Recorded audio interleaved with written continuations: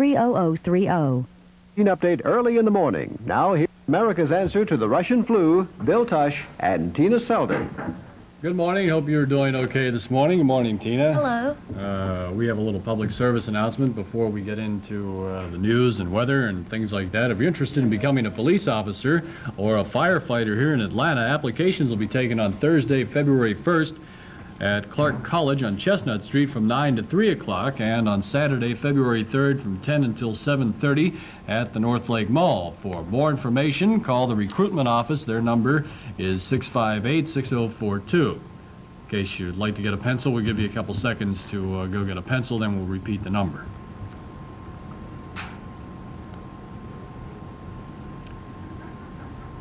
That number once again is 658-6042. And here's the weather now with Tina.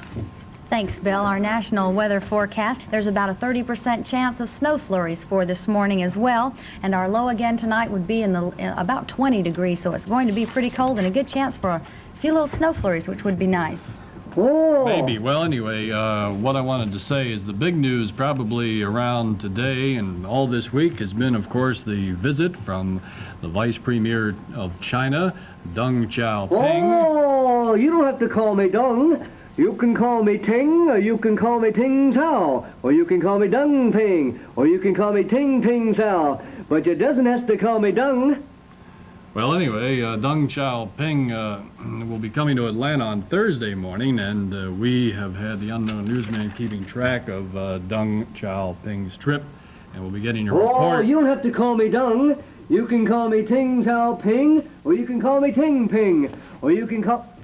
But we'll be getting a report from the unknown newsman just a little bit later on, so let's stand by for that. Okay. The Philadelphia Flyers have a new head coach. Well, we're back here at the even fancier news set. The reason I got the trench coat on is I have to go on assignment immediately after our special report here, and I won't have time to run past the coat room, so I got it on now. That's another story. News Secretary Jody Powell says Chinese Vice Premier Deng Xiaoping has assured President Carter that Peking is seeking peaceful unification with Taiwan. Ping and Carter wound up 2 days of talks yesterday, describing the discussions in glowing terms. Ping went on to Capitol Hill, where he expanded on the Taiwan issue at a Senate lunch.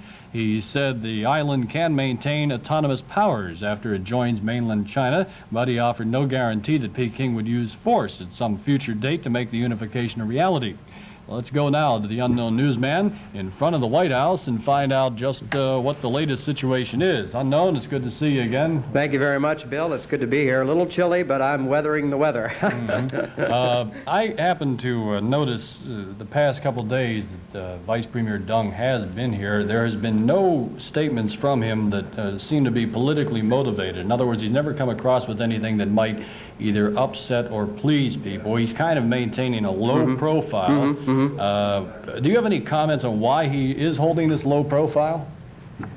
Bill, the way I can answer that is you don't bite the hand that feeds you. You know what I mean? I can't really believe you asked that stupid question, Bill. It's, I mean, look what the guy's getting, this Dong or Ping or whatever. He's getting free meals. He's getting steak dinners. He's being wined and dined by the highest people in the Washington area here. I'm getting a crummy hotel room myself, thanks to Channel 17. But that's beside the point. I tell you what's happening. They're wining and dining the guy. He was at the Kennedy Center the other night. Is he supposed to stand up and say, I don't like this. I don't want this. I don't want to be a part of this. It's like you, Bill. You go to all your free lunches. Everybody wines and dines you around here. Well, I have these bagged lunches all the time, but you go out on the town. You get up in the middle of your quiche Lorraine and French onion soup and say, I don't like this. I'm getting out. Do you think Ping would do that? Well, I was just... one of the stupidest questions I've ever asked, and I'm surprised you asked it. You unknown, I probably will be covering the visit by... It's like they were at the Kennedy Center the other night. The guy, they were all singing, getting to know you, getting to know you. Is he supposed to get up and say, I hate that song? Let's get rid of it. Okay, thank you, unknown. Now let's find out, I've got to go out on assignment. Let's find out from Tina what's coming up. What do you have for us? Unknown sure gets carried away. I don't understand why he was so upset. All right. I'm going out on assignment. I'll see you later. Okay, we'll get to Bill's story in just a moment. Meanwhile, a prison spokesman disclosed yesterday that Patty Hearst, at her own request, has been replaced in isolation in a Pleasant Town, California prison hospital room. The spokesman says Ms. Hearst told authorities she would feel more comfortable staying alone before leaving prison tomorrow. And now for that special report that Bill Tush is working on. It may not seem possible, but income tax time is here once again. And if you are a person with a low income, then you qualify for a special service that the IRS has going on at this time. Bill Tush has been investigating. It's known as VITA. Volunteer income tax assistance will be in full force February 3rd and again on February 10th in areas set up around the metro Atlanta area. If you'd like to find out one closest to you, the number to call here in Georgia is 522-0050. Now, if you're outside the state of Georgia, you can check the phone book for your IRS office nearest you, and they also have the VITA program and volunteer services. For Channel 17 News, this is Bill Tush. You, Bill, that number again is 522-0050 if you need some help with your income tax or think you might be able to qualify for this program. I know April 15th is coming up on us pretty fast. It'll be here before we know it. The Massachusetts Appeals Court yesterday ordered Gerald and Diane Green. Boy, sorry I'm late. I had to grab a bus. Okay, you got here pretty fast. You all right? Go ahead. Okay. The The Massachusetts Appeals Court yesterday ordered Gerald and Diane Green not to allow Laetrile treatments for their leukemia-stricken son, now undergoing therapy with the controversial drug at a Mexican clinic. The appeals court upheld a lower court ruling that prohibits the Greens from administering Laetrile to their 3-year-old son, Chad. We've got to get more reporters. I mean, this is just too much. Yeah, I agree.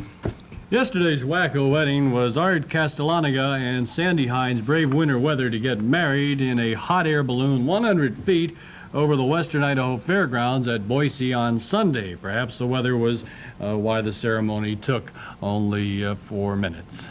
Be right back with more after these words. Television eyes hypnotizing me in my bed.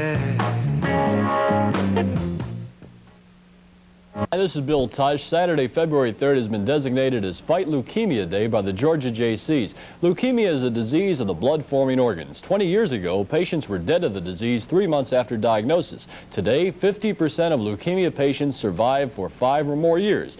These strides are made possible through research. Support leukemia researchers on Saturday, February 3rd for the Radiothon at South DeKalb Mall. Call 243-9540 and make a pledge.